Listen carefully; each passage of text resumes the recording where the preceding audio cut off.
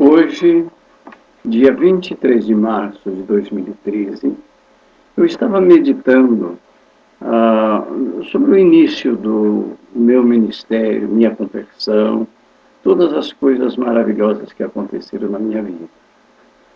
Mas, pensando nessas coisas maravilhosas, eu resolvi gravar este vídeo e julgo de grande importância o testemunho.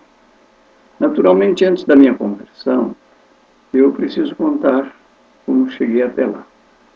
Eu, desde jovem, tive muita sede de Deus, sede de salvação, a fome da minha alma a respeito de Deus. Eu olhava para os céus, eu dizia: Deus, salva a minha alma. Por muito tempo eu fiz isso. E na busca da verdade, na busca de paz, eu frequentei muitos lugares, inclusive espiritismo. E tudo que eu quis saber na minha vida, eu quis saber profundamente. Nunca me interessou, desde jovem, nunca me interessou saber as coisas superficialmente. Então eu abracei o espiritismo, comecei a me interessar profundamente sobre aquilo que eu julgava ser de Deus.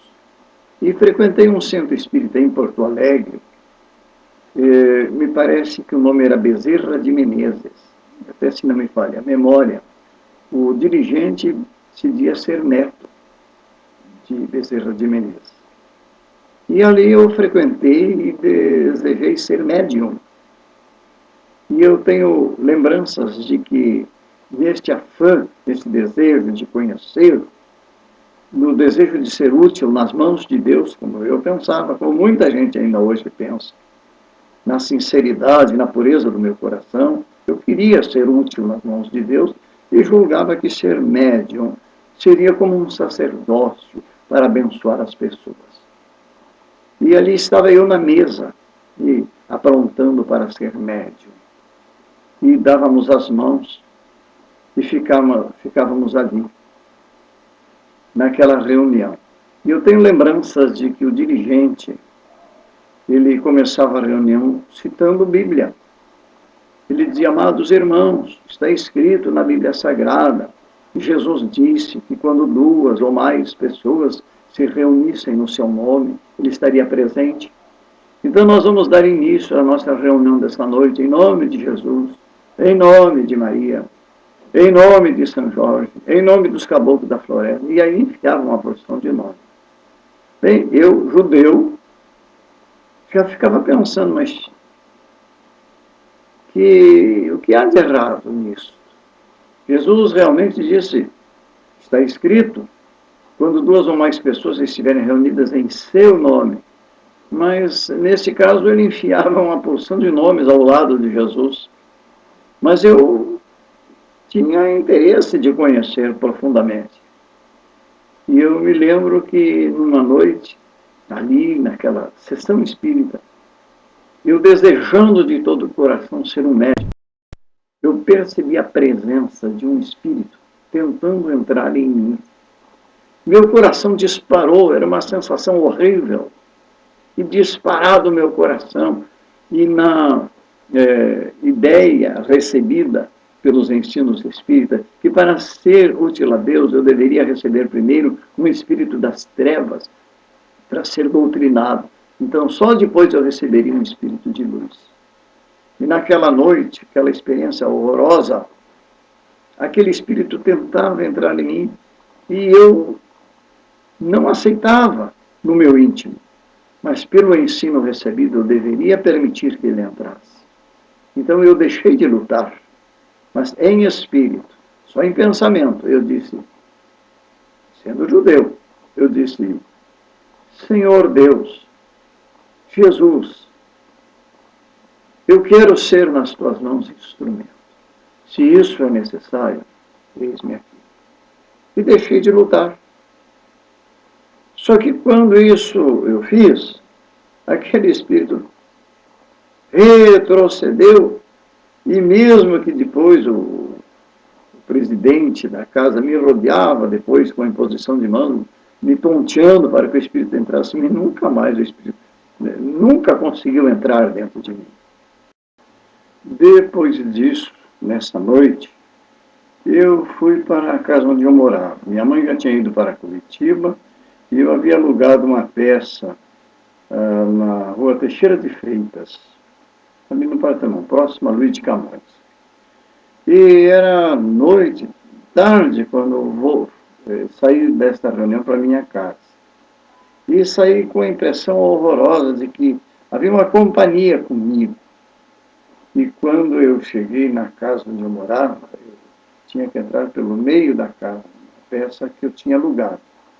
Abri, deschaveei, entrei, e quando entrei naquela peça, eu tinha que atravessar o quarto para acender a luz.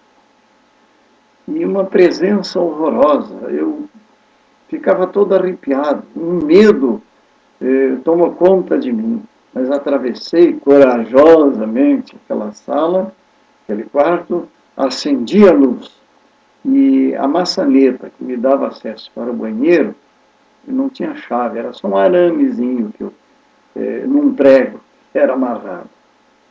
E eu fui ao banheiro, voltei, coloquei o arame de novo e percebi que a maçaneta abaixava sozinha. E eu fiquei assim olhando, e eu fui, levantei a maçaneta e amarrei melhor o arame e fiquei olhando a maçaneta, abaixava sozinha. Aí eu arrumei de novo o arame bem firme e fiquei na frente. Eu quero ver agora.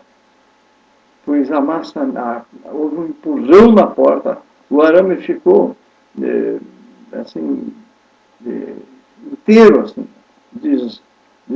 desamassou todo aquele amaranhado que estava na maçaneta e uma presença horrorosa entrou naquele quarto, um grito que passou pelo meu corpo, eu dei um grito horrível e graças a Deus foi a última experiência nesse sentido.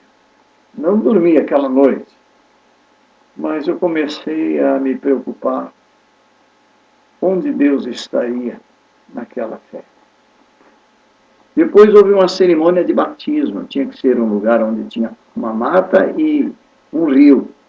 E fomos lá para as bandas do Lami, se não me falha a memória, faz muitos anos isso. E eu deveria levar uma oferenda, eu me lembro. E eu encomendei de uma pessoa conhecida um frango recheado para levar de oferenda lá nas matas. E no dia marcado fomos para esse lugar.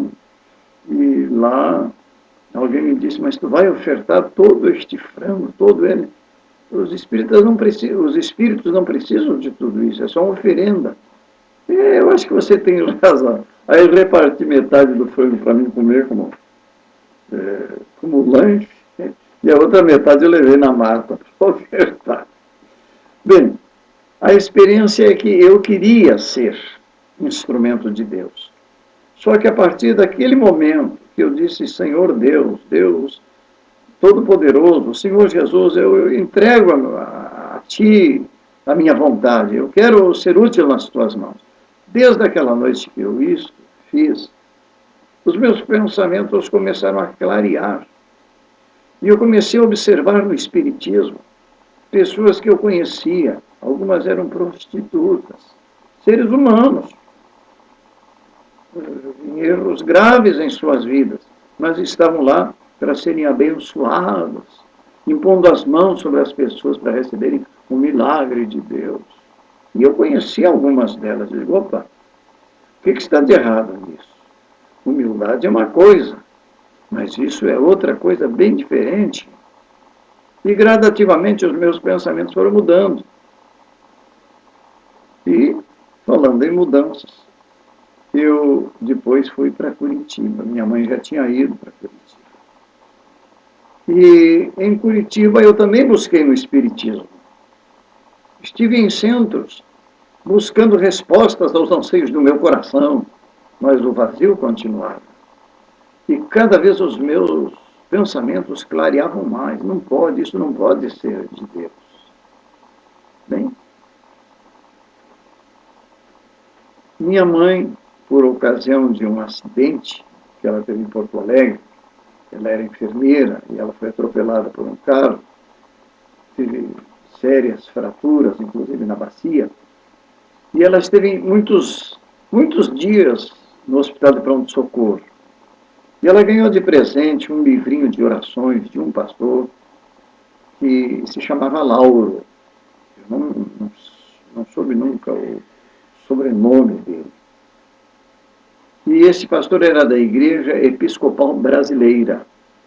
E deu de presente para minha mãe este livrinho. Não era a Bíblia, era um livrinho de orações. E um dia em Curitiba, a minha mãe disse: ô Sadi, meu filho, eu vou te dar de presente este livrinho, porque você tem essa tendência das coisas de religião e eu não. Fica contigo. Eu peguei aquele livrinho, levei para o meu quarto, e numa noite eu li uma passagem da Bíblia contida naquele livrinho de orações. E a passagem bíblica que estava ali era: qual de vós é o pai que, se o filho pedir pão, vai dar uma pedra? Ou se o filho pedir peixe, vai dar uma serpente? Ou se o filho pedir um ovo, vai dar um escorpião? Pois se vós que sois maus, sabeis dar coisas boas aos vossos filhos, muito mais o Pai Celestial dará o Espírito Santo àqueles que pedirem. E quando eu li isso, esse texto mexeu comigo. Eu dobrei os meus joelhos, coloquei o dedo em cima, e o comentário que havia, pois era uma citação bíblica, depois um comentário. A primeira frase do comentário: você já pediu esta grande dádiva? Caí de joelhos e disse: Senhor, eu quero te servir, eu quero esse negócio que está aqui, ó, o Espírito Santo. E enquanto eu orava, um poder tomou conta de mim. Eu comecei a orar com tanto fervor, não era meu costume. E as lágrimas começaram a descer e comecei a chorar. Não era um choro de tristeza, era um gozo que entrou na minha alma. E como sereno, como uma chuva dentro do meu quarto, eu enxergava. E foi grande esse mistério. E não sei quanto tempo, não tenho lembrança quanto tempo eu fiquei ali, mas depois fui dormir.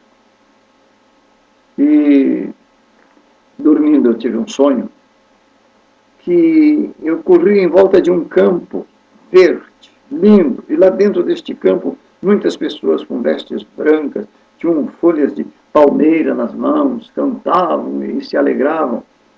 E eu corria em volta desse campo, era como uma calçada. À minha esquerda o campo, à minha direita precipícios. E até que eu cheguei numa cruzeta, essa tipo de uma roleta de ônibus, que existe no campo para que as pessoas passem, mas o gado não. E nessa cruzeta veio um senhor me receber com um sorriso, me convidando para entrar. E eu acordei com o meu coração a mil pelo Brasil, mas com a preocupação: por que eu não estava lá dentro daquele campo? Era tão lindo aquele lugar. Bem, eu fui trabalhar no dia seguinte, e 2 ou 3 dias depois fui trabalhar na mesma empresa.